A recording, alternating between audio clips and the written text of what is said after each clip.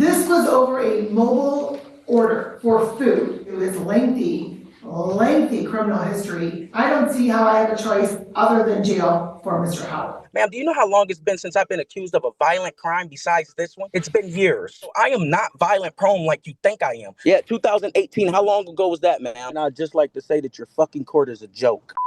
Heard classy parting words if I've ever heard them from a guy who clearly is the epitome of self-control. He started strong, being complimented by Judge DiSanto on his attire, but it was definitely all downhill from there. This UNcredible Houck takes a little while to get rolling, but as he does, he circles the bowl, leaving a shit stain the whole way down.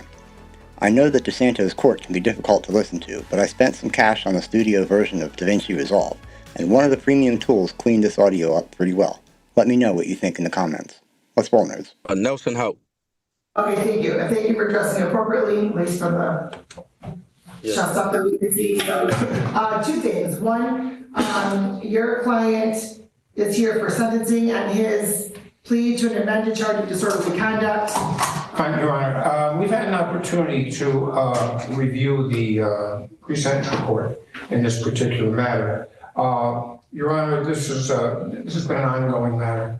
It's been a lengthy negotiations. This matter actually occurred back in September of 24. I reviewed the video of the arrest.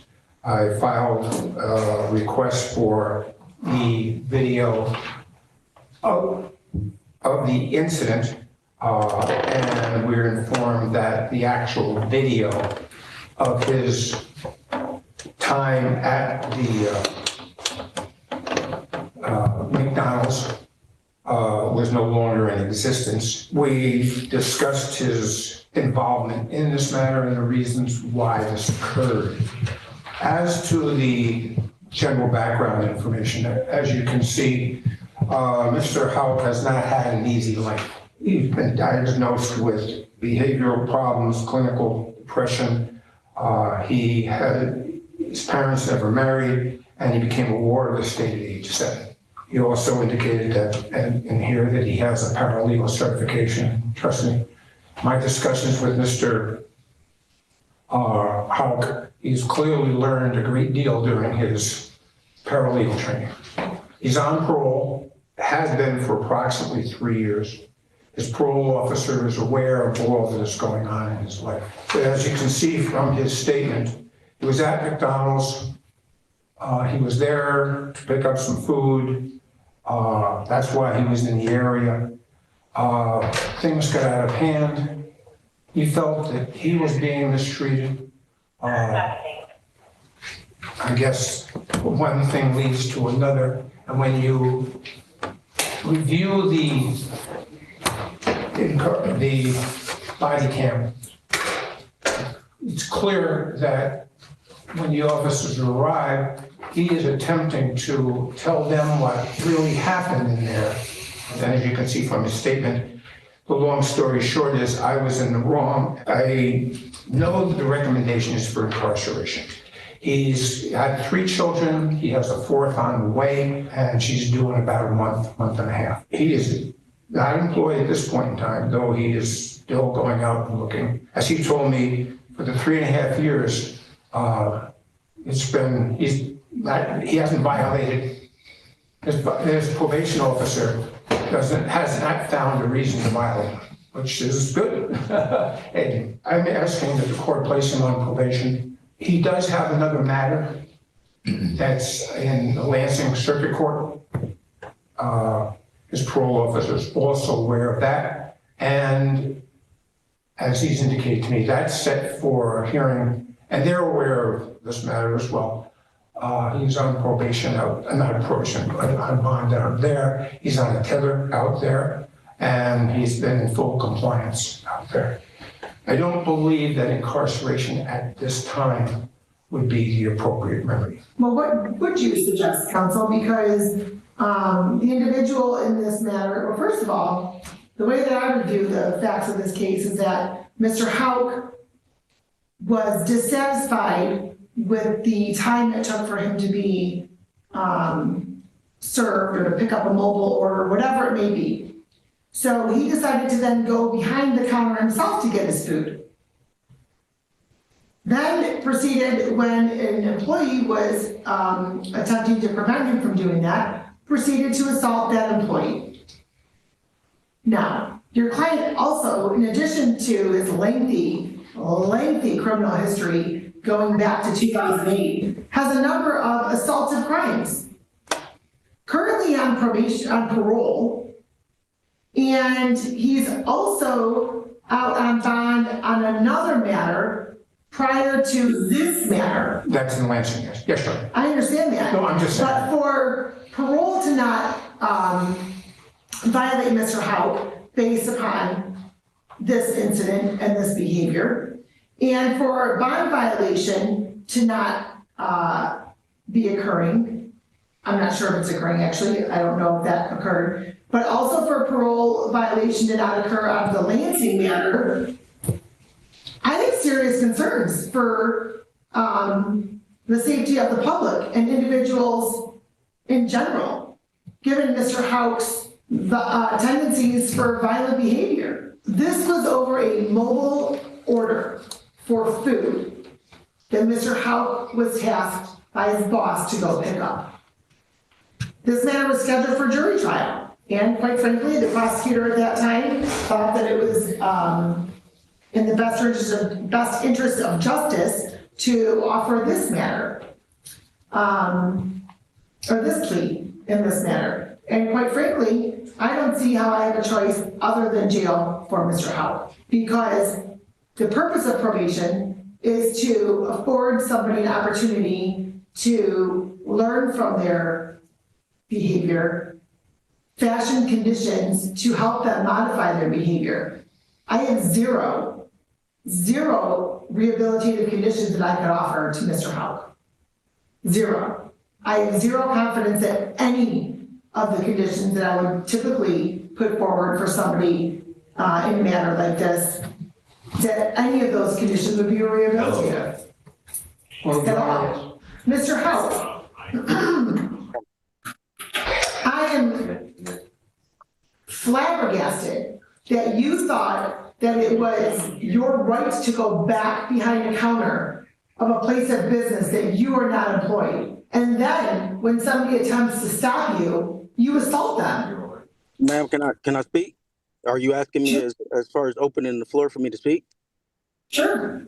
Okay, well, ma'am, I think you're misinformed on the incident that happened there. And that is why, if the video would have came out, it would have showed the true actions of what happened there, ma'am. And I don't know where you're getting the information of. I was upset about how long it took or anything like that. Ma'am, that is not accurate information at all.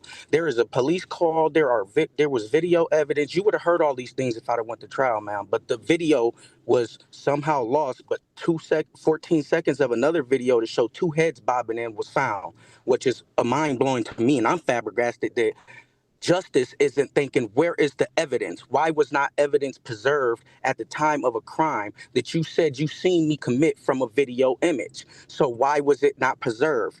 That is the flabbergasted part to me, ma'am, that you are condemning me in your head already off of facts that are not true. There's like no factual basis for what you're saying. Besides word of mouth.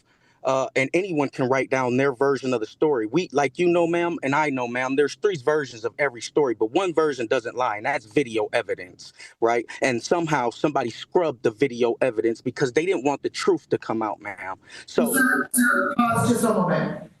I don't know if anybody scrubbed any evidence. if the video evidence was never produced, ma'am. Sir, if you'd like to make a statement that the video evidence isn't available or whatnot, you don't know what happened with the video evidence. I don't know what happened with the video evidence. I don't even get the ability to see the video evidence unless it's submitted pursuant to the rules of evidence.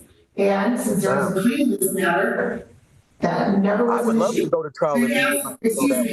Excuse me. As far as where I'm getting some of that information, some of it's in your own statement, sir, regarding you were ignored for around 5 minutes. So that was in your own written statement.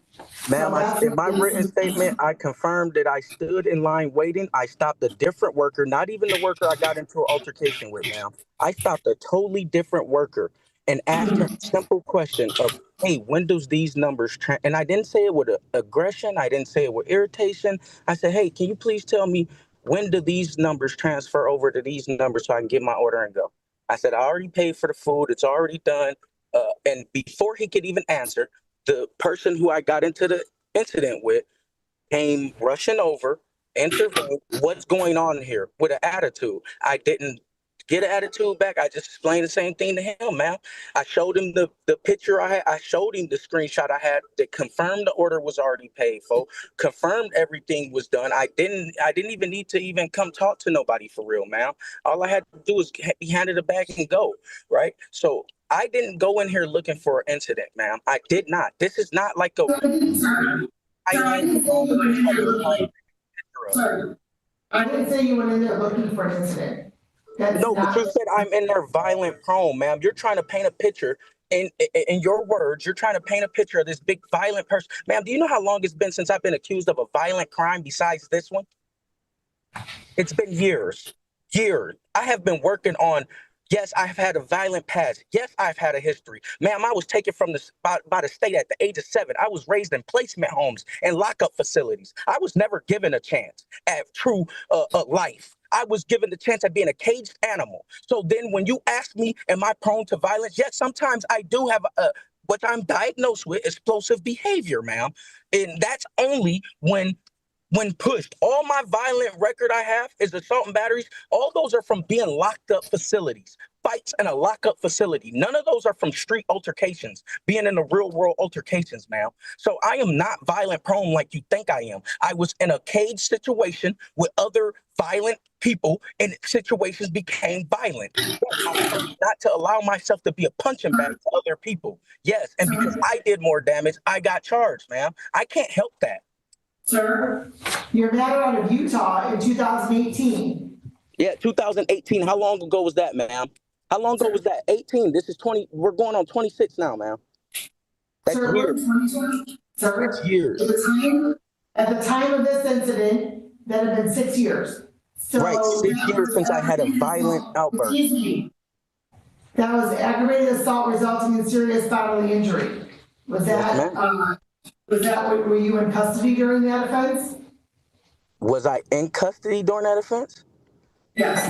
Ma'am, even on that case, there was never no evidence presented. I played out because I was in prison for 3.5 years fighting the case already. So it just made more sense to go home, right? Take the deal that was offered to me and go home. And that was one of the cases on the deal. Ma'am, I didn't get caught on this crime at the scene. I got caught on, they reported this crime 2 months after this alleged crime happened. Ma'am, you're speaking on something you do not have the facts to, ma'am. You do not have the facts to these things. So you're still once again you're trying to justify in your head why you want to give me incarceration, which is not in the interest of justice to incarcerate me because there are mitigating factors to this case that you are not even taking into consideration, ma'am. You're not. All you have said since you said something to me is about, oh, he's a menace to society. Ma'am, I did not go, this was not random. I was a working father at work who was denied his food because the color of my skin, and it was noted in the phone call that he made to dispatch, if you'd have heard that phone call, when he said it's a black and he threatened my life. Come quick. And I never once, in fact, threatened this man's life. In fact, ma'am, I asked him multiple times to take his hands off me before I even touched him, ma'am. Before I touched him, I asked him multiple times to take his hands off me. I informed him he was committing assault by putting his hands on me. Unwanted touching of any person is assault. Assault does not have the right to put his hands on me, no matter what you say. Right? Mr. Houck, Yes, ma'am. you entered a plea. Are you justifying that he has the right to put his hands on me, ma'am? Sir. He has that right? Can you clarify this for me so I have it on record, please? That matter is not before the court for this court to make a determination. This is what you're damning me off of. Excuse me. Ma'am, I'm sorry. Give me the time you're going to give me, ma'am, but I cannot sit here and let you lie on me and condemn me in your head as like this violent individual, and I'm not, ma'am. I'm not. I'm trying to change. And you're not even giving me the opportunity to Stop speak, ma'am. interrupting this court. Stop interrupting this court right now. Stop interrupting the court. This court has the information that it was provided after an interview was conducted between one of the probation officers and Mr. Houck. This court also has the criminal history of Mr. Houck and the statements of Mr. Houck, as well as the copies of the police report and statements of individuals at that time. Since there was not a trial in this matter, this court doesn't have the any additional evidence that may or may not have been introduced at trial, such as any body cam, any videos that may or may not exist or whatnot. And so this court is basing its ruling and its order for sentence on what it's previously stated on the record. Specifically, the information this court has as far as what occurred in this matter, again, based upon the reports and reviewing the statements of both Mr. Houck and the victim in this matter, and I think there was an additional individual that was named as a victim, but then indicated it was because they were trying to separate the individuals. This court's not making a determination as to who put their hands on who first. This court hasn't heard any testimony regarding that. All this court's doing is going based on the plea that was put on the record and the facts that this court has before it. Therefore, the court is going to, as I stated before, the court does not find that there's reasonable grounds to Department MCL 769.5. The court does not find the probation will be beneficial to Mr. Houck. The court also is taking into account that Mr. Houck is currently on parole for a matter, as well as currently out on bond in another matter out of the Lansing Circuit Court, Ingham County Circuit Court.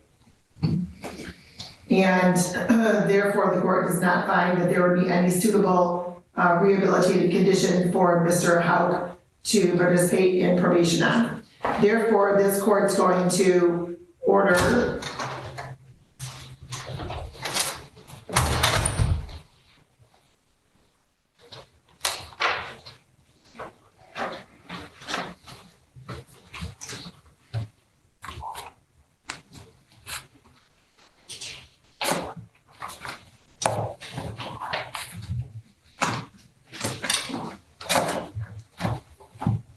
$45 days jail,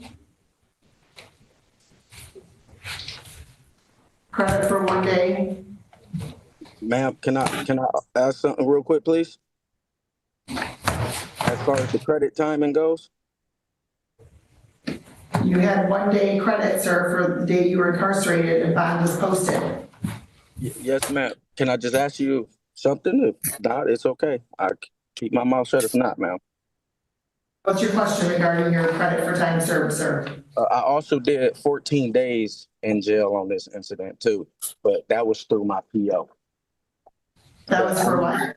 That was through my PO. I went and turned myself in after this incident and did 14 days also through my You PO. say PO. Parole officer? Yes, sir. Yes, ma'am. Okay, so that's on that matter. So there's not, I'm not affording any credit for time served on this matter. All right. It was due to this matter. That's why I was wondering. I understand that, but that was, MPOC, that was as a parole violation, so the court's not. Is that was a parole violation then? Yeah, I did get violated for this incident and the other incident. I've done 14 days on both of the incidents I caught. In 3 years, I've only gotten in trouble twice, which is an outstanding job for most people on parole. Okay, I wasn't aware of so, this, all right, that's, okay. The court's going to do the 1 day credit for time served, and the court's also going to order restitution if requested. As of this point, it does not seem to have been requested, but there may be a request, I'm not And then sure. if he has a right to, we can have a hearing on that. Of course. So it's, All right, as relates to your date to report, sir. The court will give you until Friday to report. So you need to email into Ms. Shine so she can give you the information regarding that report date and how to report and where to I report. believe this is Ms. Short. I mean, Ms. Shine, did I say short? No, you did say Shine, but I believe this is Ms. Shaw. Oh, Michelle, okay, either one, in the probation. And then also as it relates to your medical marijuana card, you have something in here from a cannabis doctor, it appears, but not from a treating physician. And then the question I had was because it says that you didn't have any, you were not under a doctor's care, you're not taking any medication at this time. Given that this court's not placing you on probation, the court doesn't find a need to continue to address that issue. Thank you, Your Honor. Is that it? Just make sure you email to Ms. Shaw.